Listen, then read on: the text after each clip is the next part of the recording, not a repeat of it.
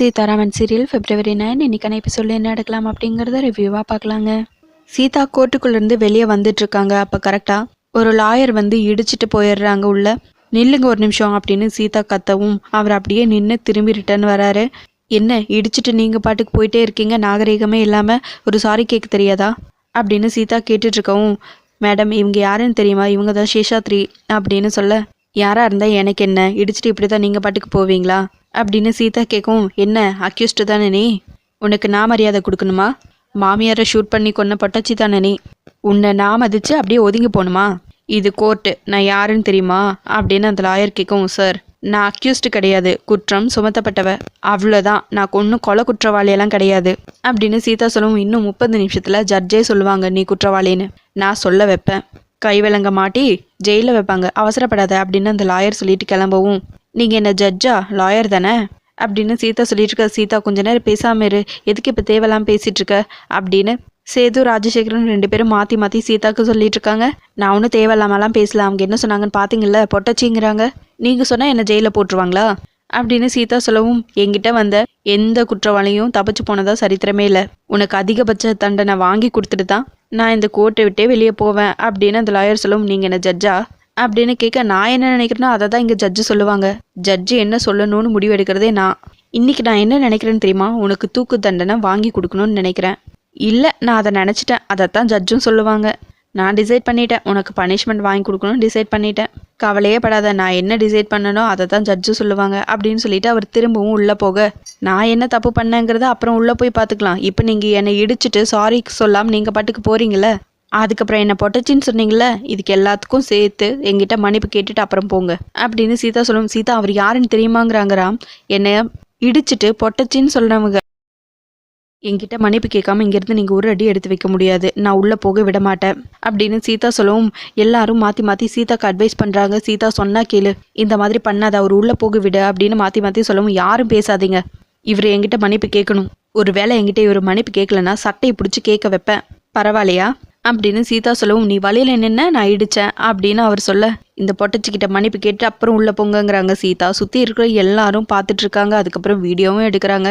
ஆனால் சீதா யார் சொல்கிறதும் கேட்காம விட அப்படியே மன்னிப்பு கேட்டாதான் உள்ளே போக முடியுங்கிற மாதிரி லாயர்கிட்ட பேச, அவனும் வேற வழியே இல்லாமல் சாரிங்கிறாரு. என்ன எதுக்காக இடிச்சிங்களோ அதை சொல்லி மன்னிப்பு கேளுங்க அப்படின்னு சீதா சொல்ல, உன்னை பொட்டச்சின்னு சொன்னதுக்காகவும் அதுக்கப்புறம் இடிச்சதுக்காகவும் அக்யூஸ்டுன்னு சொன்னதுக்காகவும் சேர்த்து என்ன மன்னிச்சிரு அப்படின்னு சொல்லிட்டு அவர் உள்ளே போயிடுறாரு. இங்கே எல்லாருனாடியும் என்னை வச்சு மன்னிப்பு கேட்க வச்சிட்டீல, உள்ளே இருக்கு உனக்கு அப்படின்னு சொல்லிட்டு அங்கேருந்து கிளம்பிடுறாரு. அதுக்கப்புறம் எல்லாரும் ஜட்ஜு வர்றதுக்காக வெயிட் பண்ணிட்டு இருக்காங்க. ஜட்ஜு வந்ததுமே சீதாவை கூப்பிடுறாங்க. சீதா போகும்போது அவங்க அம்மா அப்படியே கையை பிடிக்கவும், அம்மா முத்தாரம்மன் துணை இருப்பாம்மா, நான் முத்தாரம்மனை மட்டும்தான் நம்புறேன் அப்படின்னு சொல்லிட்டு சீதா அவங்களுக்கு தைரியம் சொல்லிட்டு திரும்பவும் அந்த கூண்டில் போய் நிற்கிறாங்க. அதே லாயர் தான் சீதா கிட்ட ஒவ்வொரு கேள்வியாக கேட்டுட்டு வராரு. ராம்க்கும் உங்கள் அக்கா மதுக்கும் தானே கல்யாணம் நடக்கிறதா இருந்துச்சு, இடையில உங்களுக்கும் ராம்க்கும் எப்படி கல்யாணம் நடந்துச்சு அப்படின்னு அவர் கேட்கவும், எங்கள் அக்கா மது சூர்யான்னு ஒருத்தரை காதலிச்சிட்டு இருந்தாங்க, அது எங்களுக்கு கல்யாணத்துக்கு முன்னாடி நாள் நைட்டு தான் தெரிய வந்தது, எங்கள் அக்கா மது சூர்யாவை கல்யாணம் பண்ணிக்கிட்டாங்க, அதுக்கப்புறம் எங்கள் அப்பா சூசைட் பண்ணுறதுக்கு போயிட்டாரு, மிஸ்டர் ராம் தான் என்ன கல்யாணம் பண்ணிக்கிறேன்னு சொல்லி என்ன கல்யாணம் பண்ணிக்கிட்டாரு அப்படின்னு சீதா சொல்லவும், ஆனால் உன் மாமியார் மகாலட்சுமிக்கு உன்னை பிடிக்கவே பிடிக்காதே, இந்த அவலட்சணமாக இருக்கிற சீதாவை மகாலட்சுமிக்கு பிடிக்காது, பேரழகியான மதுவை விட்டுட்டு இந்த சீதாவை கல்யாணம் பண்ணது அவங்களுக்கு சுத்தமாக பிடிக்கல அப்படின்னு அந்த லாயர் சொல்லவும், நீதிபதி அவர்களே இவர் எல்லாருனாலையும் இப்படி என்ன அவலட்சணம்னு சொல்லிட்டாரு, அவர் என்கிட்ட மன்னிப்பு கேட்டே ஆகணும் அப்படின்னு சீதா சொல்லவும், ஜட்ஜும் அந்த லாயர்கிட்ட நீங்கள் பேசினது எனக்கே பிடிக்கல, முதல்ல அந்த பொண்ணுக்கிட்ட மன்னிப்பு கேட்டுட்டு அதுக்கப்புறமா இந்த வழக்கை தொடருங்க அப்படின்னு சொல்ல, திரும்பவும் அந்த லாயர் சீதா கிட்ட மன்னிப்பு கேட்குறாங்க. உன் மாமியார் மகாவுக்கு ஆரம்பத்துலேருந்தே ஒன்று பிடிக்கல அப்படி தானே அப்படின்னு லாயர் கேட்கவும், அவங்களுக்கு தான் என்ன பிடிக்கலையே தவிர ஆனால் பாஸ்க்கு என்ன ரொம்ப பிடிக்கும், மிஸ்டர் ராம்க்கும் எனக்கும் நடுவில் எந்த பிரச்சனையும் இல்லை, இப்போ அவரோட குழந்தை என் வயிற்றுல வளருது அப்படின்னு சீதா சொல்லவும், உன் மாமியார் மகாலட்சுமி மேலே இருந்த முன்பகை காரணமாக அவங்கள 2 தடவை ஷூட் பண்ண ட்ரை பண்ணியிருக்கீங்க, ஏதோ அதிர்ஷ்டவசமாக அப்பா அவங்க தப்பிச்சிட்டாங்க, அதுக்கப்புறம் திரும்பவும் அந்த கோவம் தாங்காமல் அவங்கள ஷூட் பண்ணி கொண்டிருக்கீங்க அப்படின்னு லாயர் சொல்ல, சீதா எதுவுமே பேச முடியாமல் நின்றுட்டுருக்காங்க. நீங்கள் தான் அந்த துப்பாக்கி எடுத்திருக்கீங்க, உங்களோட கைரேகை தான் அந்த துப்பாக்கியில் இருக்குது, மகாலட்சுமியை சுட்டு கொண்டிருக்கீங்க அப்படின்னு லாயர் அடுக்கடுக்காக ஒவ்வொரு கேள்வியாக கேட்டுட்ருக்க. சீதா எதுவுமே பேச முடியாமல் நிற்கிறாங்க. அதுக்கப்புறம் இடைவேளைக்கு பிறகு இந்த வழக்கை தொடரலாம் அப்படின்னு சொல்லிட்டு ஜட்ஜ் அங்கேருந்து எந்திரிச்சு போயிடுறாங்க.